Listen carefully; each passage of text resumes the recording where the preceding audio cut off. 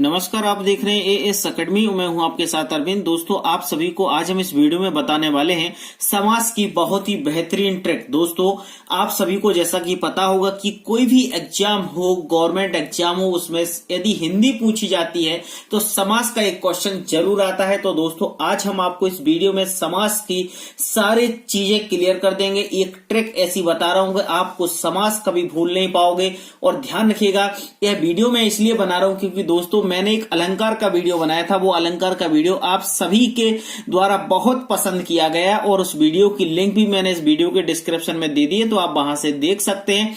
और दोस्तों, उसी की डिमांड के ऊपर हमने इस समास का ट्रिक बनाया हुआ है, समास का वीडियो बनाया है। तो दोस्तों, आप सभी को मुझे विश्वास है कि पसंद आएगा। और दोस्तों, वीडियो पसंद आए तो वीडियो को अधिक से अधिक शेयर करते रहेगा।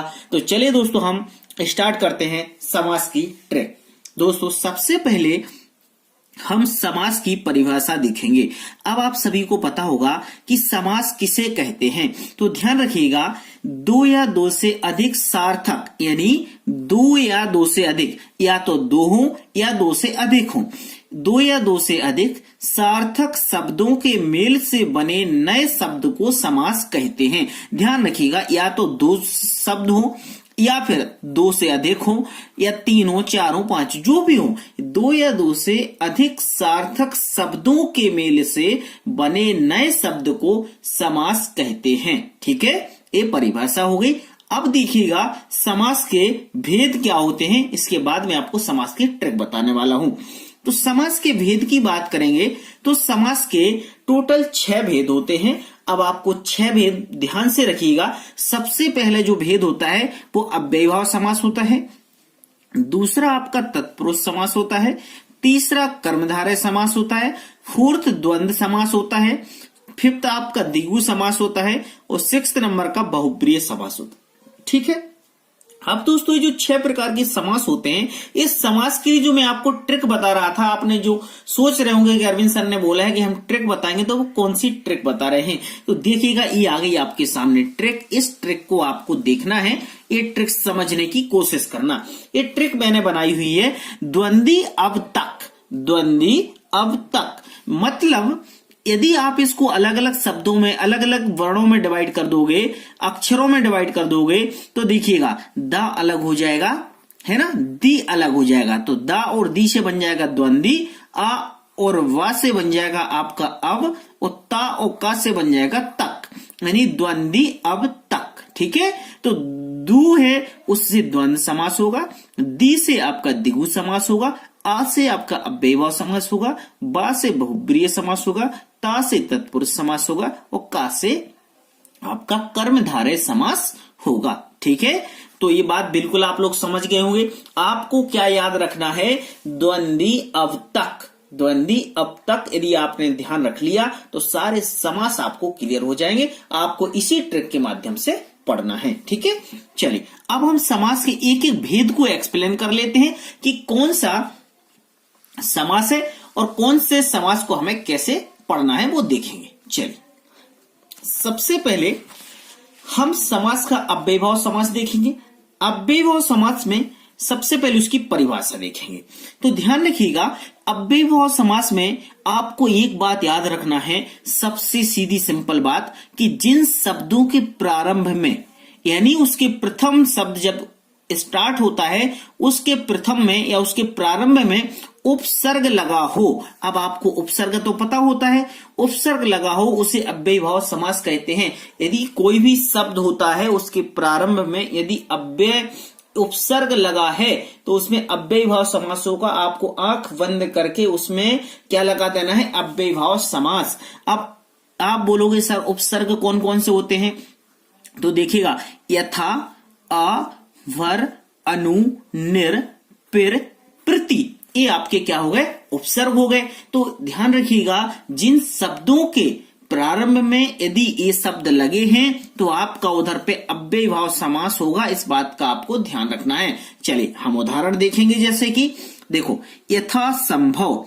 अब इधर पे क्या लगा, ये यथा लगा। यथा मतलब ये क्या हो गया, आपका उपसर्ग हो गया। तो इसमें कौन सा समास होगा, अव्ययीभाव समास होगा। यथा धन संभव, विग्रह कर दिया, जैसा संभव हो। क्लियर। अनुरूप मतलब अनुधन रूप, देखिएगा अनुरूप इधर पे क्या आ गया, उपसर्ग आ गया, रूप के योग। नेक्स्ट है अजन्म यानी अधन जन्म, तो देखिएगा आ क्या हो गया आपका, उपसर्ग हो गया, जन्म से लेकर। प्रतिदिन, प्रतिदिन में आपका प्रति क्या हो गया, उपसर्ग हो गया, और प्रतिधन दिन बराबर प्रत्येक दिन। तो ठीक है, देखो आपको यथा मिला, आ मिला, अनु मिला, निर मिला, या आप यदि दूसरा बना देते भरपेट, जैसे आप बना दो भरपेट, तो आपका क्या बन जाएगा, इसमें भर क्या हो जाएगा, आपका उपसर्ग हो जाएगा, और इसका भर धन पेट हो जाएगा। ठीक है, तो ये आपके उदाहरण हो गए। तो ध्यान रखिएगा, जिन शब्दों के प्रारंभ में यथा, अ, वर, अनु, निर, फिर प्रति आए, ये उपसर्ग आए, उधर पे आपका अव्ययीभाव समास होता है। ठीक है, चलिए नेक्स्ट देखेंगे अब हम तत्पुरुष समास। तत्पुरुष समास में भी काफी लोगों को कंफ्यूजन होता है, लेकिन हम फिर से देख लेते हैं। तत्पुरुष समास को विग्रह करने पर ध्यान रखिएगा, इस कारक चिन्ह का लोप हो जाता है। आपको जिस समास को विग्रह करो और उसमें कारक चिन्ह का लोप हो जाए, उधर पे आंख बंद करके आप तत्पुरुष समास पर बिल्कुल टिक लगा दो। लेकिन ध्यान रखिएगा, कारक चिन्ह पता होना चाहिए आपको। तो कारक चिन्ह कौन से होंगे, कारक चिन्ह आपके का, की, को, के, लिए, में, पर, से आदि। जैसे कहते हैं कर्ता ने कर्म को करण से, का, की, के लिए, संप्रदान से, अपादान से, मान, जो भी ऐसा, तो का, की, को, के लिए, में, पर, से, ये शब्द आते हैं। इन शब्दों का लोप हो जाता है, उधर पे क्या होता है, हमारा तत्पुरुष समास होता है। जैसे यश प्राप्त, यानी विग्रह करेंगे तो यश को प्राप्त। अब इधर पे यश को प्राप्त, देखो को आ गया, मतलब यश प्राप्त, इसमें देखो क्या हुआ, का, को लोप हो गया, मतलब को क्या है, कारक है, इस कारक का लोप हो गया। तो जहां पर विग्रह करने पर क्या होता है, कारक चिन्ह का लोप हो जाता है, उधर पे हम क्या कहते हैं, तत्पुरुष समास कहते हैं। मन चाहा, इसका क्या होगा, मन से चाहा, तो देखिएगा से आ गया, मतलब इधर पे कारक चिन्ह का लोप हो रहा है, मन चाहा। यज्ञशाला यानी यज्ञ के लिए शाला, तो देखो के लिए आ गया। राजपुत्र, राजा का पुत्र, इधर पे देखो का कारक आ गया। धर्मवीर, तो क्या हो गया, धर्म में वीर, देखो में कारक हो गया। फिर आप बीती, आप पर बीती, पर आ गया, मतलब ही कारक। तो ध्यान रखिएगा, जिस समास को विग्रह करने पर कारक चिन्ह का लोप हो जाता है, वहां पर आपका क्या होता है, तत्पुरुष समास होता है। ठीक है, चलिए ध्यान दीजिएगा, आप एक चीज में क्लियर कर दूंगा, आप ऐसा ना सोचे कि हमें समझ में नहीं आ रहा, सारी चीजें आपको क्लियर हो जाएंगी। नेक्स्ट देखेंगे कर्मधारय समास। कर्मधारय समास की में देखिएगा ट्रिक आपको ध्यान रखना है, जिस समास में प्रथम पद दूसरे पद की विशेषता बताता है, नॉर्मल सी बात याद रखिएगा, जिस समास में जो प्रथम पद है, मैंने पहला पद दूसरे पद की विशेषता बताता है, उसे हम कर्मधारय समास कहते हैं। या फिर एक बात और ध्यान रखना, नोट में दूसरे पद की तुलना हो या है जो या के समान विग्रह करते समय आए, जब आप विग्रह करो उसमें ये शब्द आए के समान और है जो, तो आपका समझ लो इधर पे क्या है, कर्मधारय समास है। जैसे चरण कमल, कमल के समान, देखो के समान आया, मतलब के समान आ रहा है, मतलब इसमें है कर्मधारय समास। कमल नयन, कमल के समान, मतलब देखो के समान इसमें भी आया, मतलब के समान आ रहा है, मतलब इसमें कर्मधारय समास। चंद्रमुख, चंद्र के समान मुख, देखो के समान इसमें भी आया, मतलब इसमें क्या है, आपका कर्मधारय समास।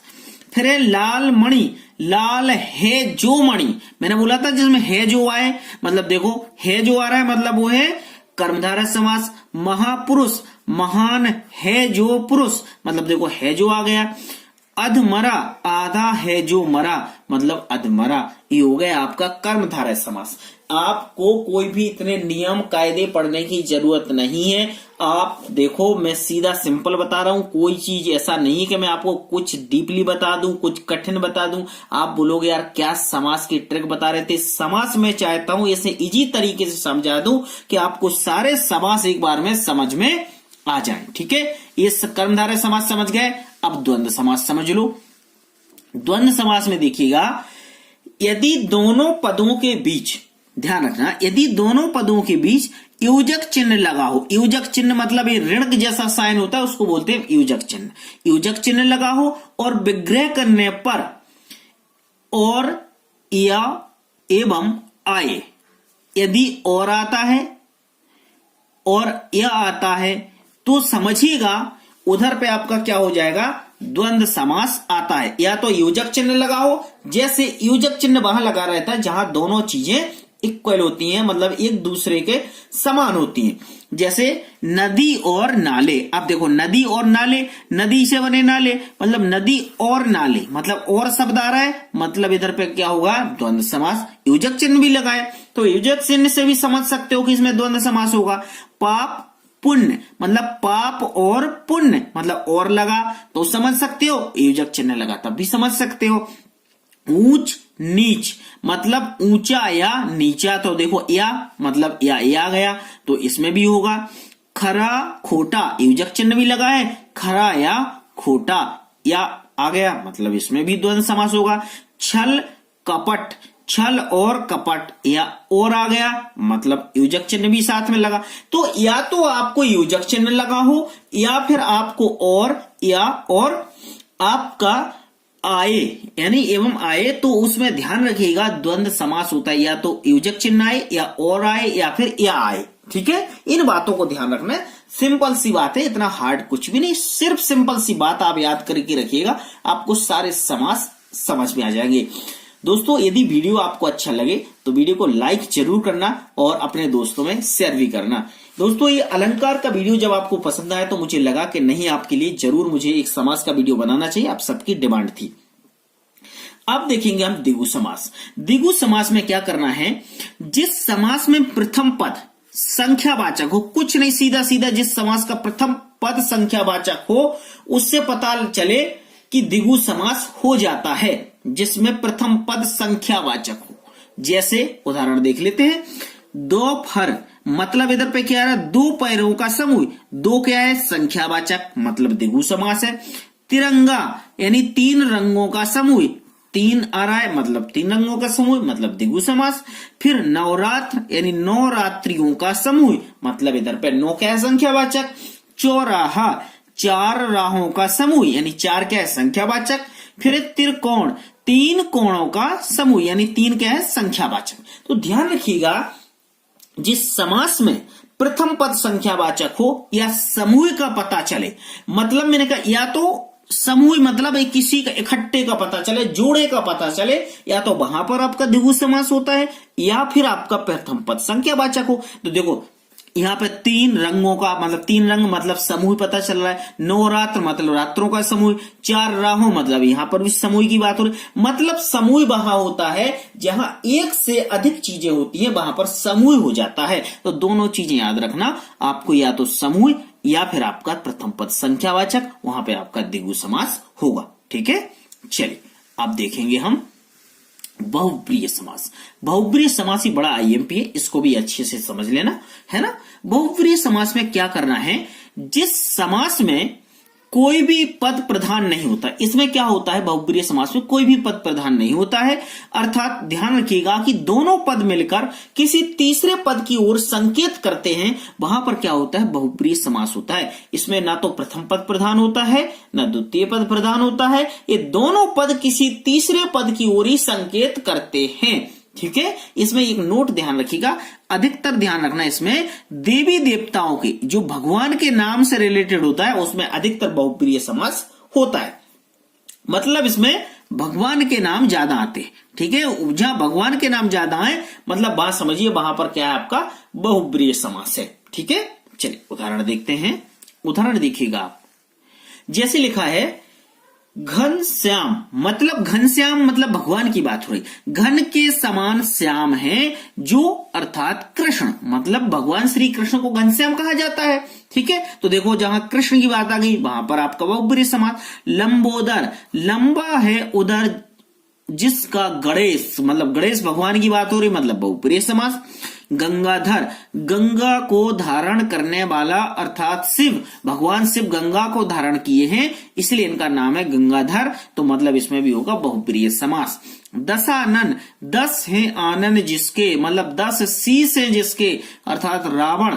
ठीक है, मृत्युंजय, मृत्यु को जीतने वाला, यानी शंकर भगवान शिव की बात हो रही। तो ध्यान रखिएगा जहां पर भगवान की बात हो उधर पे अधिकतर आपका बहुप्रिय समास होता है। ठीक है दोस्तों, ये वीडियो हमने समास का पढ़ लिया है। अब मैं आपसे कुछ भी नहीं कहूंगा, है ना, ये नहीं बोलूंगा कि आप चैनल को सब्सक्राइब कर लो। ये चैनल आपका है, आपको सब्सक्राइब करना है और आपका दिल करे तो इस वीडियो को शेयर भी करना, क्योंकि समास का जो ट्रिक था वो हमने बता दिया। इस समास के बहुत ही इजी लैंग्वेज में हमने बताने की कोशिश की। यदि यह वीडियो आपको अच्छा लगे तो वीडियो को लाइक करें, शेयर करें और चैनल पर न्यू हैं तो चैनल को सब्सक्राइब जरूर करें।